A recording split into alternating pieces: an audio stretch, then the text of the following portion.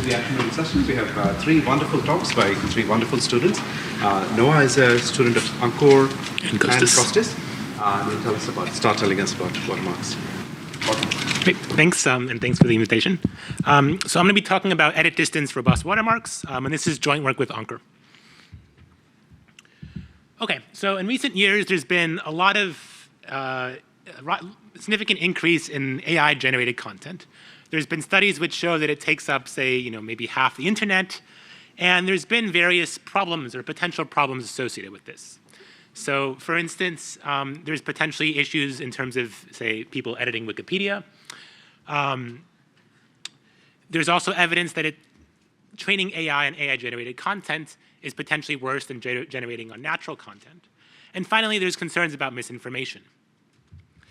So in light of all this, there's been a lot of anxiety, both in the media and in the government. And a few years ago, the White House released an executive order on trustworthy development and use of AI. And this executive order outlined numerous potential mitigations for some of this increase in AI-generated content. And one of them was ways of labeling synthetic content, such as using watermarking. And that's going to be the subject of this talk. Okay, so in particular, I'm going to talk about watermarking language models. And let me first tell you what a language model is. It's defined over a vocabulary which I'll call sigma, which is a set of possible tokens. And a token in general is a sub-word unit, or some unit of a word. But for this talk, just think of token as being synonymous with word. And a language model specifies the probability distribution of the ith token in a sequence, given preceding tokens I'll call T1 through Ti minus 1. And so in particular, we'll call the probability that the ith token Ti is equal to any value x, given the preceding tokens T1 through Ti minus 1, model of Ti equals x, given T1 through I minus 1. And so as one example, we can look at, say, GPT-2. If we feed the sequence of tokens about DNA on the left-hand side here to the model, GPT-2 will output the distribution over tokens, which is shown on the right. So DNA is the most likely next token, and some of the other ones are shown. Now, associated to any language model is a canonical generation procedure, which samples the tokens in sequence as follows. So at each step I, I'm going to sample token Ti from the model's next token distribution, given the preceding ones that I've already sampled. And I'll do this for a total of capital L steps. So in particular, L will denote the length of the model output, and I'm going to assume for simplicity that it's fixed. This is roughly speaking how, ChatGPT works.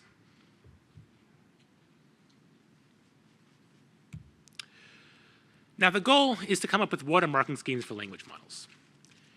And roughly speaking, a watermarking scheme is a way of embedding a subtle pattern in the language model's output so that a few properties hold. The first property formalizes the idea that we don't want the watermark to significantly degrade the quality of the language model. And so in particular, we're going to aim for this property known as undetectability, which means that, roughly speaking, the output of the watermarked language model looks like the output of the true language model. And I'll be more formal about this in a few minutes. The second property is robustness, which means that the watermarking scheme should work, namely that it allows us to detect that the output was watermarked, even after an adversary comes along and makes some perturbations to the language model output. So if we ask ChatGPT for an essay, and then we come along and maybe add some words, delete some sentences, you name it, then as long as we don't make too many perturbations, we should still be able to detect this edited essay as being watermarked.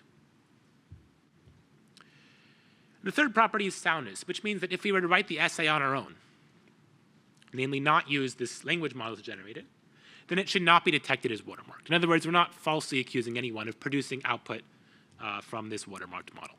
They didn't.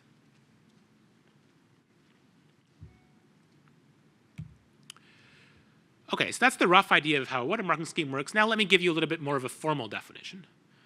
So formally speaking, a watermarking scheme consists of three algorithms: a key generation algorithm, a watermarking algorithm, and a detection algorithm. So the key generation algorithm outputs a secret key at random, which you can just think of as a sequence of bits. The watermarking algorithm takes as input the secret key, as well as a prompt, such as the question, what is DNA? And it outputs a sequence of tokens, or text. And this sequence of tokens will have some pattern embedded within, which should allow us to detect later on that it's actually watermarked. Now, how do we actually detect this? Well, there's a detection algorithm which takes as input some sequence of tokens, such as that output by the language model, as well as the secret key that we generated. And it outputs a single bit denoting whether or not we detect that this sequence has been watermarked.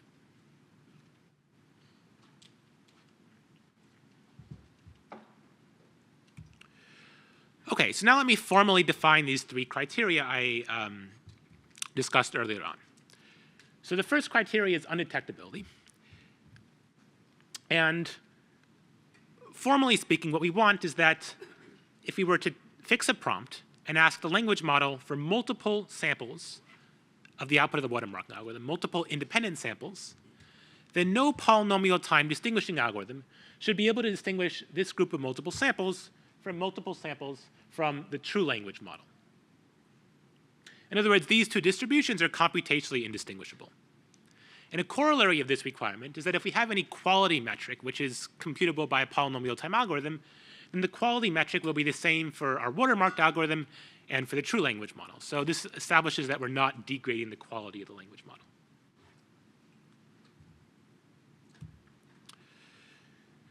Now, how do we formally define robustness?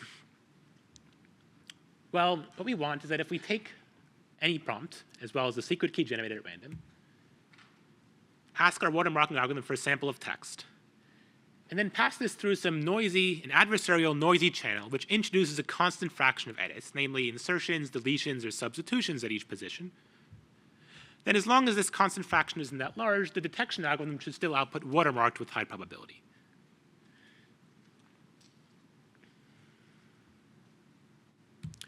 The final property is soundness, which means that if we fix any sequence of tokens independent of the secret key distribution, and we pass this sequence of tokens to the detection algorithm, then it should output not watermarked with high probability.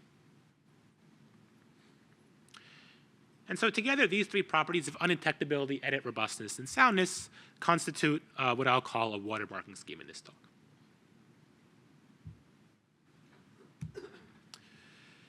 And there's been a decent amount of work in recent years, both in theory and in practice, on getting watermarking schemes which satisfy some combination of these properties. And I'll highlight a few examples on this slide. So one line of work that started with some paper by Chris Gunn and Zamir a few years ago was also followed up by Zamir and a few other papers as well, showed that there's watermarking schemes which satisfy undetectability and soundness, but not quite edit robustness. Their watermarking schemes are only robust to a sub-constant fraction of edits, namely a fraction of edits which decays as the length of the text goes to infinity. And really, we want to get watermarking schemes which are more robust, say to a constant fraction of edits. So basically, we're modifying some fixed fraction of the language model text, like 5%. And there are subsequent works which did get stronger robustness properties. For instance, a paper by Kudiri-Pudi et al. Showed a watermarking scheme that's edit robust and sound, but it did not satisfy as strong undetectability guarantees. It only satisfied a weaker property known as distortion freeness, which roughly speaking states that the distribution of a single sample output from the language model is indistinguishable from a single sample output from the watermarked model. The problem with distortion-free watermarks is that they might suffer from diversities. You could have a watermark which always outputs the same response to a certain prompt. This will be distortion-free, but it's maybe not very useful because we often want more diversity in the language model outputs. Yep. I understand that your undetectability is a very strong notion that implies a bunch of things, but a weaker notion might suffice, right? Yes. And is the weaker notion these people look at sort of, how shall I say, meaningful? It's meaningful for maybe certain tasks, like if you kind of have maybe a factual question you're asking, and if you wanted to describe some fact, maybe you really only care about a single sample from this. But maybe imagine you wanted to kind of be more creative, like you wanted to write a story. Then you often, for these maybe creative tasks, you want to be able to generate multiple independent stories, and distortion freeness is not sufficient for that. So there's maybe some, depends a little more on the task, and like it is interesting to relax on detectability in other ways. Can I ask a question? Yep. So the constant, you said constant, but the constant should depend on something. So, like you say, it achieves constant edit robustness. What's the constant? So for Or our for yours? Yeah. for our thing, it will depend on, actually I'll introduce this later, but it will depend on the entropy. So it will depend on something, yeah. But yeah, good question. So one last paper by Kristen Gunn established undetectable watermarking schemes that are sound, but only robust to a constant fraction of substitutions. And it turns out that going from substitutions to edits in general will require new techniques. In particular, because edits includes insertions and deletions, which can cause offsets. And these are actually pretty challenging to deal with. So our watermarking scheme is the first that gets all three of these properties. And I'm going to tell you more about this in the next few slides. Is there a question? Can you clarify a little bit more on why we want undetectability? I would think just intuitively that you would want like people to easily recognize that something is generated by this or not. Okay, so why do we want undetectability? I guess it depends on the application. If you like want to be able to kind of, if you want some public attribution for your watermarking scheme, then yes, you want there to be like some, this is more like a signature scheme. You want there to be some kind of way of seeing, easily that the text was generated by a language model. But I think that, there's some applications where you really like don't, you want to basically kind of pretend that this is generated from the true language model. And you maybe only care about detecting whether it was actually, a language model or, something else for some downstream applications that you will want to use your secret key for detection. And so it depends a lot on the application. But I think undetectability provides you the guarantee that it doesn't degrade quality in any way. Yes, that's one main motivation. Yeah, exactly. How else would you guarantee that it doesn't degrade property, That- quality? It's a way to There's maybe other ways, but this is the kind of the cleanest, like strongest possible way. Are there asymmetric functional versions of this? Say it again. Are there asymmetric Asymmetric. versions of this? Yes, there are. And I won't discuss those that much in this talk, but there are. Yeah?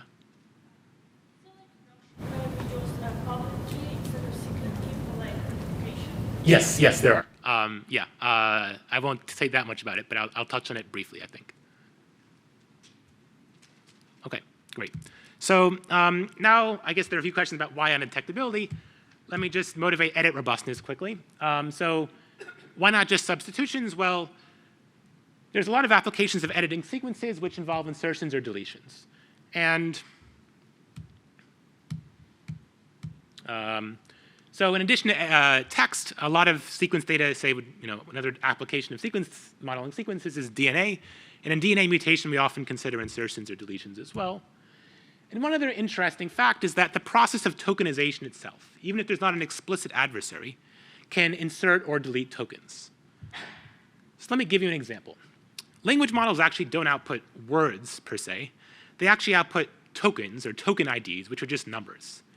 In order to convert a sequence of tokens into human-readable text, we actually have to apply what's known as a tokenizer, in particular a decoding algorithm, the tokenizer, which takes as input a sequence of token IDs and outputs text. This particular sequence of tokens will correspond to the text DNA as a molecule. Now, to actually apply a watermarking detection algorithm, we have to go back from text to tokens. And if you take this sequence of text and apply the encoding algorithm for the tokenizer, you end up with a different sequence of tokens than the one you started out with. In particular, the first 3 tokens were deleted and we inserted 1 new token. So the problem here is that the mapping between tokens and text sequences is actually not one-to-one.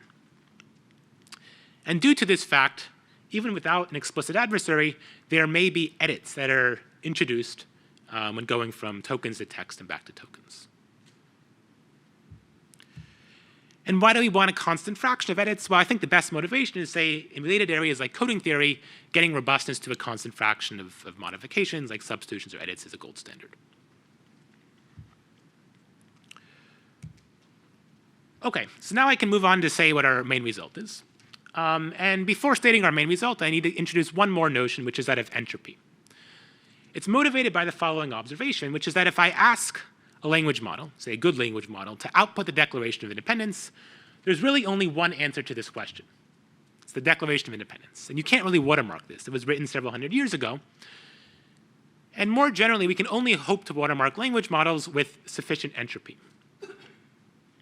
So I'll measure entropy using what's known as the entropy rate. And it's defined as follows.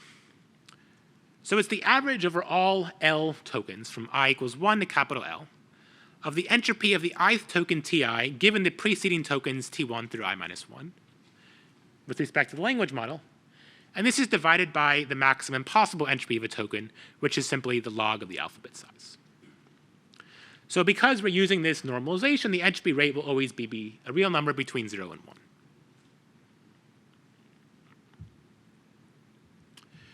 Now here's what we show. Under an appropriate cryptographic assumption, for a security parameter lambda, which parameterizes things such as the running time of the adversary, there's a watermarking scheme for language models over alphabets of size that's a polynomial and lambda, which satisfies the 3 desired properties. So first of all, it's undetectable to all polynomial time algorithms. And here I mean polynomial in lambda. It's sound, which means that it detects any fixed sequence as watermarked with probability that's negligible in lambda, so smaller than any polynomial function in lambda. And finally, it's robust to a constant fraction of edits as long as the entropy rate of the model is alpha. And a few things I'll remark here are that the entropy rate of the language model actually shows up in the alphabet size. We need the alphabet size to be lambda to the 1 over the entropy rate. And the second thing I'll note here is that the constant fraction of edits robust to also depends on lambda. So for our scheme, we showed something like alpha squared, although it, I think that can maybe be improved. Yep. Number tokens, yeah, exactly. Yep.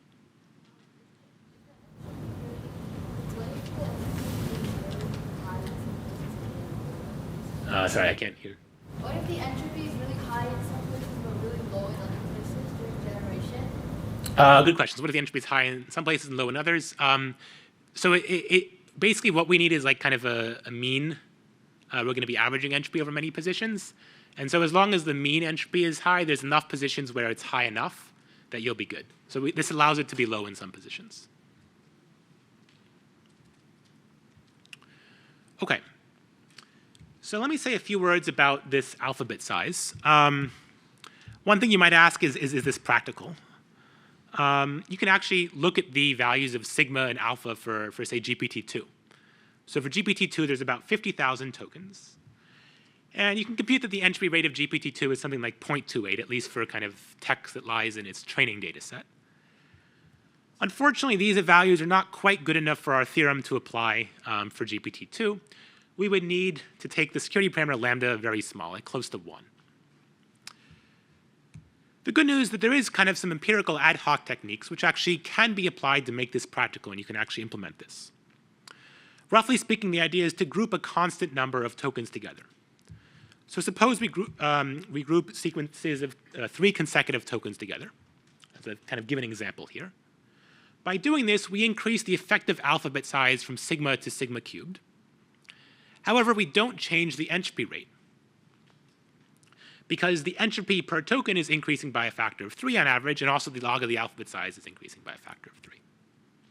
And so by doing this, we can boost the alphabet size, keep this lambda to the 1 over alpha the same, and get us in a more favorable regime for the parameters. Something bothers me here. So why can't you arbitrarily increase the alphabet? Something grows with the alphabet size, right? Which is the runtime of the algorithm, perhaps? You can't arbitrarily increase the runtime definitely goes to the alphabet size, yeah. So I can't let the whole sequence, the sentence be the, the... So I guess, okay, one other thing I haven't mentioned here is that your robustness also decreases by this constant factor. Because now, like, I only have to change one of those tokens. And so, like, I really want this to be a constant. And also, when you're kind of doing these empirical things, what is a constant and what is, like, lambda? It becomes a little bit trickier to kind of think about what is constant, because... Changes and the runtime also increases. Yeah, look at. Okay. Exactly. All right.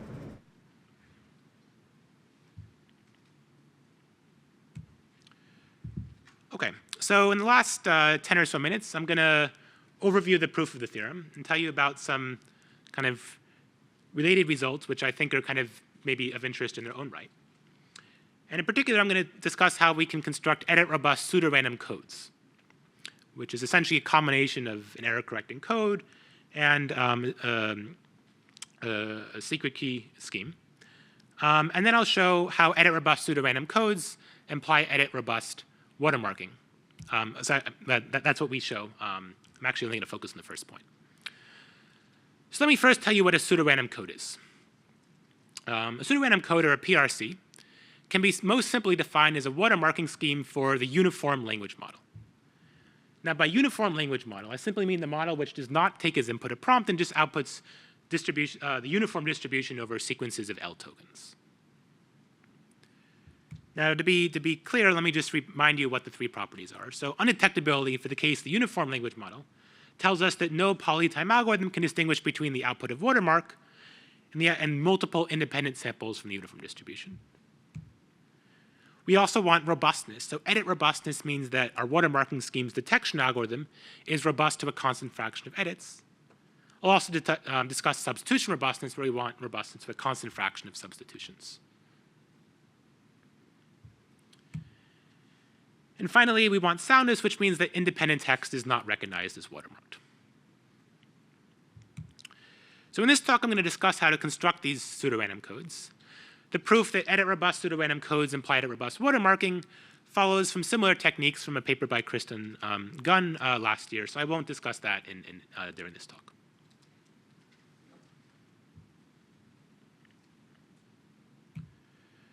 Okay, so to construct edit-robust pseudorandom codes, the way we do this is we actually first show a construction of substitution-robust pseudorandom codes. I'll then show how to upgrade this to edit robustness. So what we show is that under an appropriate cryptographic assumption, there's a binary alphabet pseudorandom code which is robust to any constant fraction of substitutions bounded above by a half. Now, what is this cryptographic assumption? It's somewhat standard. And one thing that works is assuming that log lambda juntas in the binary hypercube of dimension lambda form a weak pseudorandom function family. So let me unpack that. A log lambda junta is a function that only depends on log lambda coordinates. And the fact that they form a weak pseudorandom function family basically means that you cannot learn this in polynomial time with respect to the uniform distribution on the hypercube. Now, I want to compare our result to one result by prior work by Kristen Gunn, which showed the same conclusion as us, namely a binary alphabet PRC, but they had a different assumption. And to compare these assumptions, it can be useful to look at Impagliazzo's 5 worlds. So the assumptions of Kristen Gunn are known to imply public key cryptography. And so in this sense, they lie in cryptomania. In contrast, our cryptographic assumption, this one by BKFL, is not known to imply public key cryptography. So in this sense, it lies in minicrypt, which is a weaker, which means that our assumption in this sense is weaker than those of Kristen Gunn. I will say, however, and there was a question about this earlier, that the pseudorandom codes that Kristen Gunn are able to show as a result of their assumption have a stronger guarantee in the sense that they're actually public key pseudorandom codes. So they're actually getting something more for their assumption as well. So they also get a public key watermarking scheme as a result? Yeah, public key watermarking scheme. Yeah.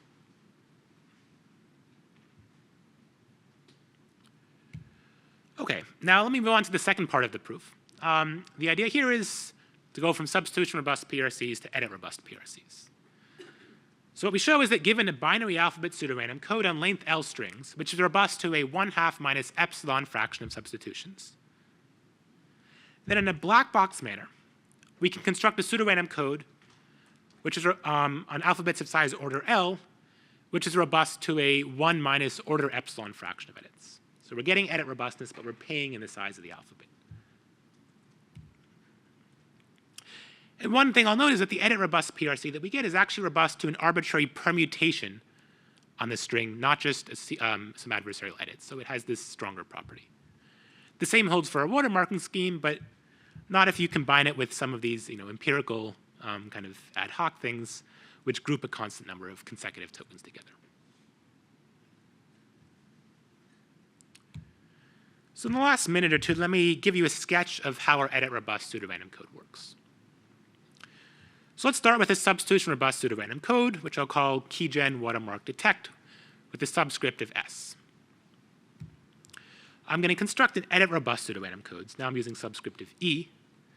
And the rough idea is to write down the indices in ones of the output of the substitution robust pseudorandom code. Let me tell you a little bit more detail about what I mean by that. So the key generation algorithm for edit robust scheme is the same as that for the substitution robust scheme, which just outputs a secret key. Now, how does the watermarking method work? I'm going to first call the substitution robust watermarking function, which gives me a binary string x of length L. I'm going to then let script I denote the set of indices I, little I, where xi is equal to 1. And then, roughly speaking, I'm just going to output a uniform permutation on the elements of this indexing set. I'm eliminating a few kind of bells and whistles, and I'll maybe get to why we need some of these in a few moments.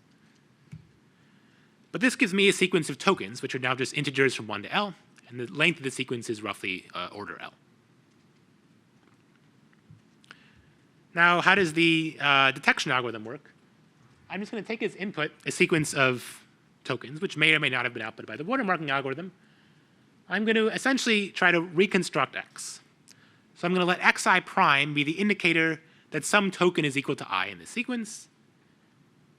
And then I'm going to feed the string x1 prime, the string of xi primes, to the detection algorithm for the substitution robust pseudorandom code, which is going to output either watermarked or not watermarked.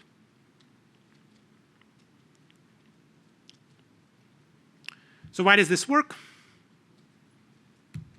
Well, the main idea is that insertions or deletions from the sequence of tokens T correspond to substitutions in the binary string x. So let me just kind of illustrate this. If you have the binary string x, which is 011001, this corresponds to the sequence of tokens T, which is 236. We have a noisy channel which inserts, say, a 4 into this sequence. That corresponds to changing the 4th bit of x from 0 to a 1. And similarly, a deletion from T will correspond to changing a bit of x from a 1 to a 0. And so in this way, we can use the substitution robustness of the original watermarking scheme to get edit robustness for the new one. Now, there's a fair number of details here which I have omitted. And in fact, the scheme that I've kind of sketched on this slide is actually not undetectable. There's some things you have to add. As one example of some technical difficulty that comes up is the scheme as I've showed it here gives edit robustness for only a smaller than 1 minus order epsilon constant fraction of edits. It's more like a 1/4 fraction of constant edits. And this is actually not good enough for applications to watermarking. We actually need the constant fraction of edits you're robust to be very close to 1. And so in light of this, we actually have to add some additional components to our watermarking scheme, which will force the alphabet size to blow up by a constant factor.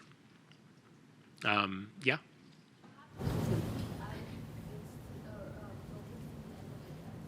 If I add tokens. Keep adding tokens to the end. You mean just like add a bunch more?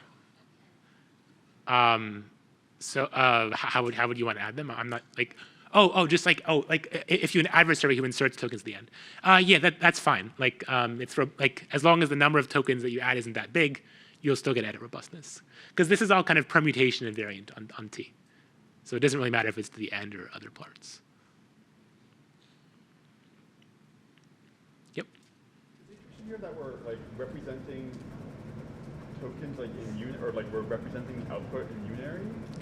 Kind of? I wouldn't think of it as unary. It's more similar to like there's maybe the simplest way to get like edit robust error correcting codes is via this indexing trick. And there's actually better ways of doing it, but this is maybe analogous to like the simplest way of getting edit robust error correcting codes. Sorry, actually, like what would happen here if I had a duplicate token? Like I had 2362. So if you have the duplicate tokens, don't affect anything. Like I only look at the existence of whether or not there is some token that's equal to 2. So yeah, I can actually add as many 2s as I want. Nothing's going to change, as long as there already is 2 in the sequence. Yep.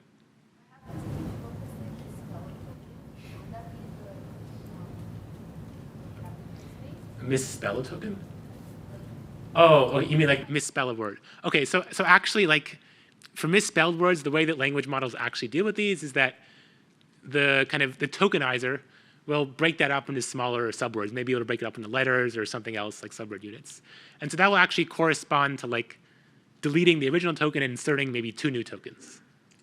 So actually like misspelling the way that you can kind of get these edits, these insertions and deletions into the token sequence. Okay, so I guess this is my last slide. So we have the first undetectable edit robust watermarking scheme. I didn't talk about how do we go from edit robust PRCs to edit robust watermarks. Sorry. There's many open questions. So maybe the biggest open question is to come up with edit robust PRCs under reasonable assumptions that have constant alphabet size. It'd also be interesting to improve the practical implementation or to figure out if there's properties of natural language models that actually can be exploited to get watermarking schemes that work better in practice. And there's lots of other open questions as well. So I'll stop there. Thank you for listening.